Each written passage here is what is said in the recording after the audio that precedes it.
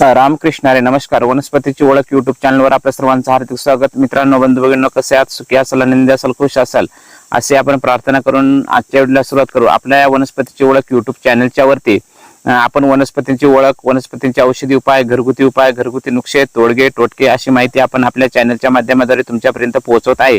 तर आज मी तुम्हाला एकदम जबरदस्त असा एक उपाय सांगत आहे, एक माहिती सांगत आहे. हा एक घरगुती उपाय आहे, घरगुती नुस्खा आहे. तर हा उपाय आपण करायचा आहे, कारण तुझं आहे तुझं पशी परी तू जागा चुकल्याची सर्व आपल्यापाशी असून आपण इतरत्र भटकत असतो.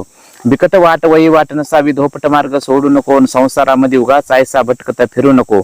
उगाच भटकत फिरतो आपण, लोक भटकवतात, लोक आपल्याला फिरवतात, सगळं आपल्यापाशी असून आपल्याला माहित नसते.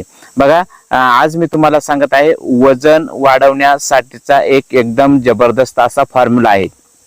तर वजन वाढण्यासाठी काही लोक कॉल करतात किंवा कमेंट करतात की आमचं वजन वाढलं पाहिजे, वजन वाढण्यासाठी किंवा आमचे सडपातळ शरीर आहे तर तब्येत होण्यासाठी, सुडौल म्हणजे शरीर होण्यासाठी, तब्येत होण्यासाठी, वजन वाढण्यासाठी काही उपाय आहे का? तर एकदम एक साधा सोपा सरळ उपाय आहे. हा उपाय करायचे, पण तो उपाय करण्याच्या अगोदर लक्षपूर्वक काय का, ज्यांना हा उपाय करायचा आहे त्यांनी पथ्य पाळणं हे आवश्यक आहे. त्यांनी चहा प्यायचा नाही, चायनीज फूड वगैरे खायचं नाही, चायनीज फूड खाऊ नका आणि चहा पिऊ नका. त्याचप्रमाणे कुठलंही व्यसन करू नका, व्यसन करायचं नाही, चहा प्यायचं नाही आणि चायनीज फूड वगैरे खायचं नाहीये. एवढं पथ्य पाळायचे आणि हा उपाय करायचे. तुम्ही साधं जेवण करू शकता, भाकरी खाऊ शकता, भाजी खाऊ शकता, शुद्ध शाकाहार घेऊ शकता. तर अशा प्रकारे आहार घ्यायचा आहे.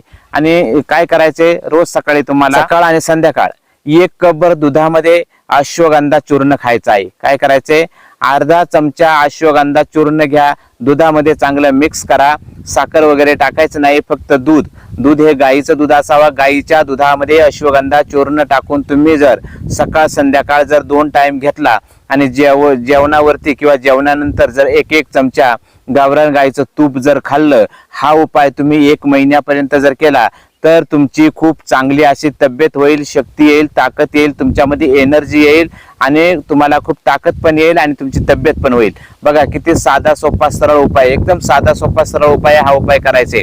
काय करायचे, अश्वगंधा चूर्ण तुम्हाला कुठेही आयुर्वेदिक मेडिकल मध्ये भेटेल तर अश्वगंधा चूर्ण आणायचं आहे. ते गावरान गाईच्या दुधामधून घ्यायचं आहे आणि जेवणानंतर किंवा जेवणामध्ये गावरान गाईच्या तूप खायचं आहे. असा उपाय केल्यानंतर तुमची तब्येत एकदम जबरदस्त होईल. एकदम साधा सोपा उपाय. हा उपाय करा आणि आपली तब्येत बनवा. चला, अशाच माहितीसाठी आपल्या चॅनलला फॉलो करा. धन्यवाद. रामकृष्ण हरी. जय धन्वंतरी भगवान.